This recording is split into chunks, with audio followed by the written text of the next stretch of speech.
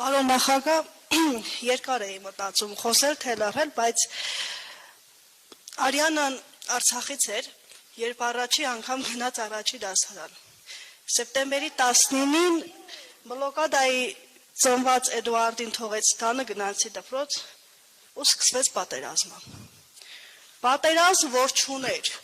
պատասխան, պատերազմ, որ զոհվում էին, այնուհետև բենզինի լցակայանից զոհվեցին երկար շատ հայրենակիցներ։ Ինչ կարգավիճակ են ունենալու մեր բենզինի պայթունի հետևանքով մահացած, թե ասեմ, զոհված ասեմ, ընտանիքները, արդյոք իմ Արիաննան գնալու է Արցախ, մենք այդ ոգով ենք ապրում։ Եվ ինչպես եք տեսնում Արցախ գնալու մեր ճանապարհը։ Հարցս, ինչու մինչ այսօր դուք նախագահ չեք,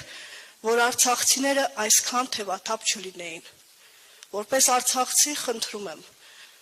եւ պահանջում եմ, մեզ ղեկավար ընտրվեք մեր կողմից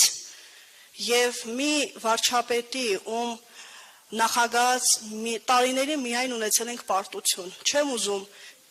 մեր զինվորները այսքան արյունը թափված լինի անիմաստ։ Ես ուզում եմ, որ մեր զոհվածների հոգին լինի հանգիստ, ես գնամ իմ դպրոց, շարունակեմ իմ մանկավարժական ուղին։ Շնորհակալություն։ Այսօր դա կախված է ձեզանից նաև։ Նաև ձեզանից է կախված, թե ինչ ընտրություն եք անելու։ Դուք հարց տվեցիք, ինչու դուք չեք նախագահ։ Ես եղել եմ նախագահ 10 տարի եւ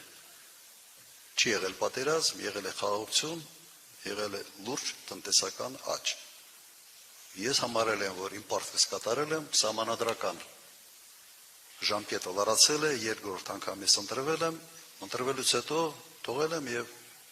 հանգիստ խղճով գնացել եմ այլ գործերի։ Հիմա պարզվեց, որ հանգիստ խղճով չպիտի գնայի այլ գործերի։ Բայց ես չէի կարող կանխատեսեի 2008 թվականին, թե կարող է 18 թվականին լինի այն կարգի իշխանափոխություն, որը ուղղակի այս աղետը կբերի մեր գլխին։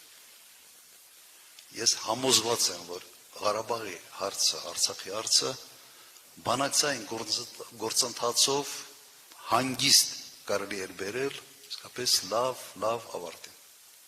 Ամեն ինչ դրան էր գնա։ Եթե չհայտնվեին մի քաղաքական միավոր, մի մարդ, որը համարեց, որ ինքը ամեն ինչի մասնագետ է։ Բոլորից լավ է հասկանում։ Ինչ ուզի կարա անի, կարա զորայական կետից սկսի, կարա ինչ որ գնա ինչ որ թուղթ ստորագրի, այս անի, այն անի, եւ ինքը համարեց, որ Արցախի ժողովրդի ճակատագիրը ինքը մենակ կարող է գնալ եւ այդ ճակատագրի հարցը լուծել։ Թեկուզ 18 թվականին հրապարակում հայտարարել է, չէ, որ սա բանա, որ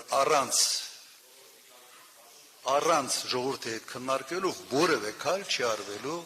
Արցախի հետ կապված։ Գնաց եւ արեց։ Եվ ես ասեմ, ես որոշակի դժգոհություն ունեմ նաեւ այդ տարիների Արցախի ղեկավարությունից։ Դժգոհություն ունեմ, որովհետեւ համարում եմ, որ հենց այն ժամանակ իրենք պետք է շատ հստակ դիրքորոշում ունենային։ Այլ ոչ թե փորձեին այսպես հանկարծ հարաբերություններ չփչացնենք եւ այլ եւ սա բերեց նրան, որ ուղղակի Փաշինյանը թև առավ եւ մտածեց, թե ինչ ուզի Արցախի հետ կարող է անել։ Սա խնդիրներից իդեպ մեկն է եղել, թեկուզ հիմա ընդունված չի դրա մասին խոսալ, երևի ժամանակը չի դրա մասին խոսալ, բայց սա եւս խնդիր է։ Հիմա ճակատագրի վերաբերյալ, եթե մնա այս իշխանությունը, ընդհանրապես մոռացեք ամեն ինչի մասին։ Ինչ լուծումներ։ Հիմա մենք ասում ենք հետևյալը։ Հիմա պետք է հասնենք նրան, որ ճանաչվի արցախցիների վերադարձի իրավունք։ Դա իր հետևից բերելով այ գույքային նաև իրավունքների հարց։ Մենք պետք է խոսանք մշակութային ժառանգության մասին։ Եվ ուղղակի հույս ունենանք, որ Դրանից հետո, այդ քայլերից հետո որոշ հնարավորություններ կարող է բացվել։ Բայց խնդրեմը շատ լուրջ է։ Չեմ կարող երաշխավորված ասել այո, կլուծենք, բայց նաև չեմ տեսնում, որ որևէ մեկը Հայաստանի Հանրապետությունում կարող է այդ փոքր շանսի համար պայքարել ավելի ակտիվ, քան ես կամ արդյունավետ։